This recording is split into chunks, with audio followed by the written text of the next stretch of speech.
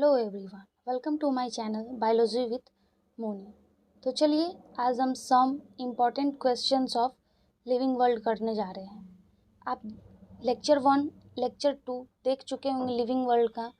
उसके बाद अगर आप ये वीडियो देख रहे हैं तो आपके लिए ये बहुत ज़्यादा ही हेल्पफुल है, क्योंकि यहाँ एक एक लाइन से क्वेश्चन लिया गया है और इम्पॉर्टेंट है, जो आपके नीट पॉइंट ऑफ व्यू से वेरी इंपॉर्टेंट है। तो चलिए बिना टाइम वेस्ट किए हम अपने क्वेश्चन की ओर चलते हैं। हमारा फर्स्ट क्वेश्चन है, as we go higher from species to kingdom in a taxonomic hierarchy the number of common characters.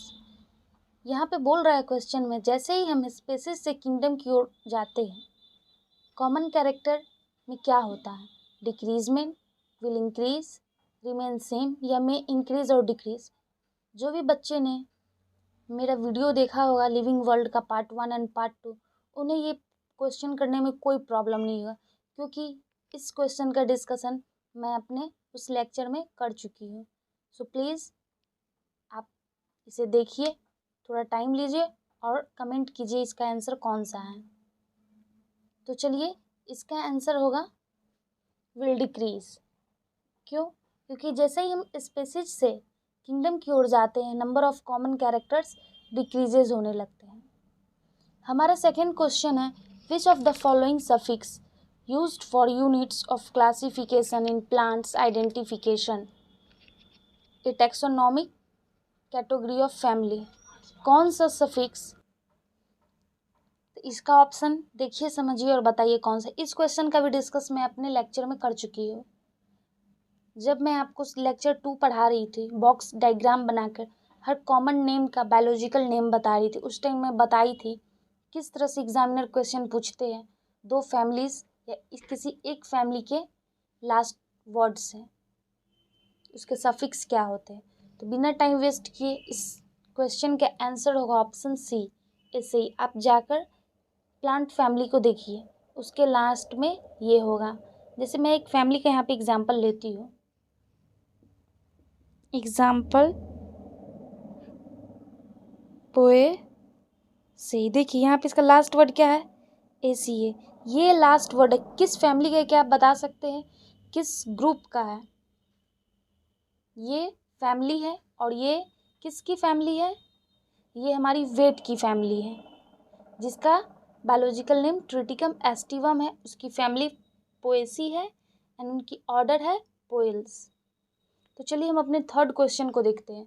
The term systematic refers to. Systematic term भी हमारे एनसीईआरटी में दिया गया, systematic arrangement of living organism. ये क्या refer करती है? ये क्या, कौन सी डेफिनेशन को बताती है? तो चलिए देखते हैं हम ऑप्शन एक एक करके। Identification and study of organ system, ये तो पहले ही गलत हो गया। आप एलिमिनेट, एक ऐसा मेथड है जिससे आप क्वेश्चन की ऑप्शन देख के आंसर को दे सकते हैं, अगर आपको वो आंसर नहीं याद आ रहा है तो। एलिमिनेशन मेथड, आप सबसे पहले किसी भी ऑप्शन को पढ़िए कि क्या यह उस स्टेटमेंट से मिलता जुलता है। अगर नहीं तो आप उसी टाइम उसको क्रॉस कर दे, ताकि आपको ईजिली समझ आ जाए कि नेक्स्ट कौन सा ऑप्शन सही है। Identification and preservation of plants and animals, नहीं, ये भी गलत है। Diversity of kinds of organism and their relationship, yes, ये ऑप्शन बिल्कुल ही सही है, क्योंकि सिस्टमैटिक का डेफिनेशन ही है systematic arrangement of organism and their relationship. तो इसका ऑप्शन नंबर सी होगा। हमारा फोर्थ क्वेश्चन है, the taxonomic unit phylum in the classification of animals is equivalent to which of the hierarchical level in classification of plants। इस question का यह मतलब है, हमारे टैक्सोनॉमिकल हायरार्की में फाइलम टर्म कौन से टैक्सोनॉमिकल कैटेगरी से इक्विवेलेंट है। तो याद कीजिए, इसका भी मैं अपने लेक्चर में डिस्कस में बताई थी। जब हम पढ़ते हैं first species, genus, family, order, class, उसके बाद फाइलम एंड डिवीज़न, दो टर्म एक साथ आते थे। फाइलम हम एनिमल के लिए यूज करते हैं और डिवीज़न हम प्लांट के लिए। तो यही पूछ रहा है, फाइलम कौन से टैक्सोनॉमिकल हायरार्की में कौन से कैटेगरी से इक्विवेलेंट है क्लासिफिकेशन में। यहाँ पे देखिए प्लांट्स का चर्चा किया गया है क्वेश्चन में, आप यही देख के समझ जाइएगा इसका ऑप्शन डिवीज़न होगा। ये सबसे इजी क्वेश्चन था। तो चलिए हम अपने 5th क्वेश्चन को देखते हैं। Which of the following is a defining characteristic of living organism. मैं इसका डिस्कस अपने पार्ट 1 में की थी लिविंग वर्ल्ड में। इस क्वेश्चन से इजी और कोई क्वेश्चन नहीं है इस टॉप 10 क्वेश्चन का जो मोस्ट इम्पॉर्टेंट मैं डाली हूँ। क्यों? क्योंकि मैं बताई थी वहाँ पे आपको कि 5 प्रॉपर्टीज ऑफ लिविंग ऑर्गेनिज्म होती हैं: growth, reproduction, metabolism, consciousness, cellular organisation. जिसमें से ग्रोथ एंड रिप्रोडक्शन हमारा प्रॉपर्टीज ऑफ लिविंग ऑर्गेनिज्म है। बट यहाँ पे क्वेश्चन पढ़िए सही से, क्या कह रहा है? डिफाइनिंग प्रॉपर्टी कैरेक्टरिस्टिक पूछ रहा है, तो इसका क्या होगा? चलिए देखते हैं। ऑप्शन ग्रोथ नहीं, चलिए हम एलिमिनेशन मेथड यूज करते हैं, ग्रोथ बिल्कुल ही नहीं होगा। सेकेंड है हमारा रिप्रोडक्शन, नहीं होगा। एबिलिटी टू मेक साउंड, ये तो है ही नहीं इस बुक चैप्टर का टॉपिक से। Respond to external stimuli, yes this option is correct because external stimuli से हमारा लिविंग ऑर्गेनिज्म ही रिस्पॉन्ड कर सकता है, एडप्ट कर सकता है, अपने आप को फिट कर सकता है।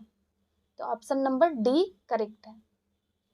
क्वेश्चन नंबर 6 कहता है which of the following is the branch of science dealing with. यहाँ पे देखिए क्वेश्चन को आप गौर से पढ़िएगा क्योंकि एक एक टर्म यहाँ पे दिया हुआ है। Identification, nomenclature and classification of organism, ये कौन से टॉपिक में पढ़ाया गया था? मैं आपको साथ ही साथ बताते जा रही हूँ कि मैं अपने लेक्चर की कौन सी लेक्चर में इन पढ़ाई थी। ये लेक्चर 2 का है, पार्ट 2 लिविंग वर्ल्ड की चैप्टर में मैं ये पढ़ाई थी। टैक्सोनॉमी जब मैं पढ़ा रही थी तो जितने भी स्टूडेंट मेरे लेक्चर देखे होंगे वो सारे टॉप 10 क्वेश्चन कर लेंगे, और जो नहीं देखे वो प्लीज़ पहले ये क्वेश्चन समझ ले, उसके बाद फिर भी वो जाके वो लेक्चर देखेंगे तो उन्हें बेनिफिट ही होगा उस लेक्चर से। तो इसका ऑप्शन आप लोग बताइए कमेंट्स में क्या हो सकता है। तो चलिए हम बिना टाइम वेस्ट किए इसका सॉल्यूशन देखते हैं क्या है।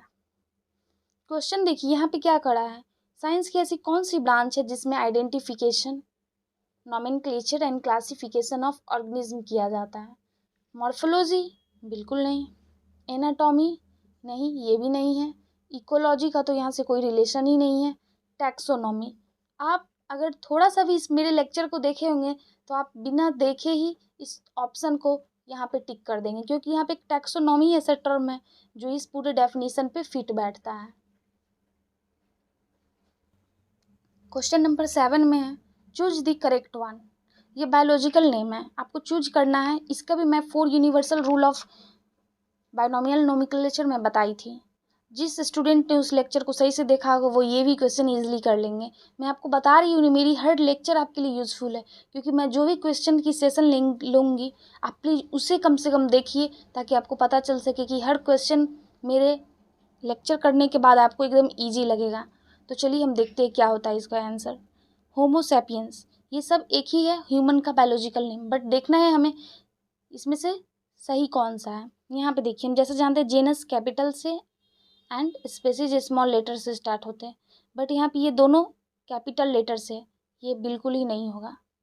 ऑप्शन बी में ये स्मॉल है, ये कैपिटल है, ये रिवर्स में है तो ये भी गलत हो गया। ऑप्शन डी देखते हैं हम, होमोसैपियंस। होमो ये कैपिटल होना चाहिए, ये स्मॉल है, ये बिल्कुल यहीं पे गलत हो गया।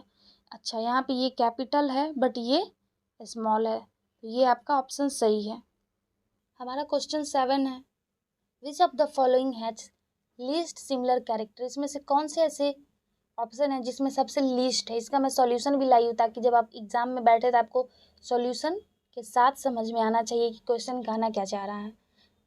सबसे क्वेश्चन का है पॉइंट, इसमें से सबसे लीस्ट सिमिलर कैरेक्टर किस में पाया जाता है। सबसे पहले जो क्वेश्चन में पूछ रहा है आप उसे अंडरलाइन कर लें, तब आपको क्वेश्चन पढ़ने में कोई प्रॉब्लम नहीं होगी। यहाँ पे बच्चे सोचने लगेंगे लिस्ट किस में पाया जाएगा, स्टार्टिंग स्पेसीज से होती है तो स्पेसीज ही होना चाहिए। बिल्कुल नहीं, मैं इसलिए यहाँ पे आपका एक सॉल्यूशन लेके आई हूँ। देखिए जैसे ही हम species, genus, family, order, class, phylum, division and kingdom, जैसे जैसे हम बढ़ते जाते हैं ऊपर number of common characters decreases हो जाती है। तो यहाँ पे देखिए स्पेसीज में मोर कैरेक्टर होते हैं और क्लास में लेस कैरेक्टर, तो इसका ऑप्शन बी होगा।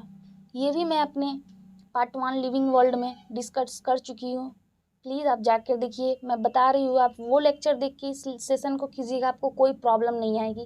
बिलीव मी, आप मुझ पर विश्वास करके मेरी वीडियो को ज़रूर देखिए। अगर कोई प्रॉब्लम है तो कमेंट में कीजिए, मैं उस प्रॉब्लम का सॉल्यूशन में डालूँगी कि मैं उसे फिर से एक टॉपिक की तरह मैं आपको समझाने की कोशिश करूँगी। बट प्लीज़ आप वीडियो को अटेंड कीजिए, फिर आप उसके क्वेश्चन को अटेंड कीजिए। हर मेरा वीडियो 30 to 35 मिनट्स का होते हैं, जो कि आप हर अपने डेली लाइफ के रूटीन में उसे आप फॉलो कर सकते हैं, तो प्लीज़ उसे देखिए। क्वेश्चन नंबर 8 है हमारा, ए टैक्सोनॉमिक कैटेगरी रेफर्स टू। एक टैक्सोनॉमिक कैटेगरी क्या डिफाइन करता है, ये एक डायरेक्ट डेफिनेशन से क्वेश्चन है।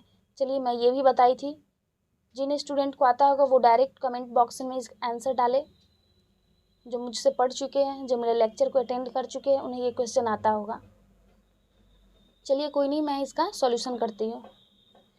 ए बेसिक यूनिट ऑफ क्लासिफिकेशन, नहीं, रॉन्ग। रैंक और level in a taxonomical category, a group of related organism able to interbreed, नहीं, ये बिल्कुल नहीं है। A group of related organism but unable to interbreed, interbreed से तो इस चैप्टर का कोई रिलेशन ही नहीं है। टैक्सोनॉमिक एक रैंक को रिप्रेजेंट करता है, एक लेवल को टैक्सोनॉमिकल हायरार्की में, तो इसका ऑप्शन नंबर बी होगा correct. Question 10, which of the following book was contributed by Linnaeus? कौन सा बुक कंट्रीब्यूट किया गया था लिनियस के द्वारा?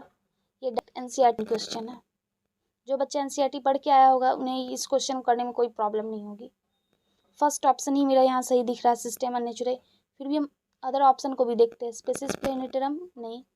हिस्टोरिया प्लेनेटेरम, नहीं। नन ऑफ दीज, नहीं। सिस्टेमा नेचुरे, ये होगा आपका टॉप इम्पॉर्टेंट क्वेश्चन है। ये क्वेश्चन नंबर 7 थी। सॉरी गाइज, यहाँ पे मैं नंबरिंग में मुझसे मिस्टेक हो गई। ये क्वेश्चन नंबर 8 है, ये क्वेश्चन नंबर 9 है, और यहाँ पे ये क्वेश्चन नंबर 10 है। तो ये मैं most 10 important NCERT oriented line to line में क्वेश्चन लाई हूँ। अगर आप ये देख रहे हैं तो प्लीज़ इसे सब्सक्राइब करें, लाइक करें एंड शेयर करें, क्योंकि ये आपके लिए बहुत ज़्यादा ही हेल्पफुल वीडियो है। प्लीज़ मेरे हर लेक्चर को अटेंड कीजिए, उसके बाद ही किसी क्वेश्चन पे आइए, क्योंकि क्वेश्चन डायरेक्ट करने से आप फ्रस्ट्रेट होंगे कि मुझे किसी भी चीज़ का सॉल्यूशन नहीं आ रहा, कोई का आंसर नहीं आ रहा, जिसके कारण आपका मोरल डाउन होते जाएगा। जिसके लिए आपको सबसे पहले लेक्चर देखना है, फिर एनसीईआरटी पढ़ना है, फिर आपको मेरे क्वेश्चन वाले सेशन को देखना है। So if my video is helpful for you, please subscribe, like and share my channel. Thank you guys for watching my video.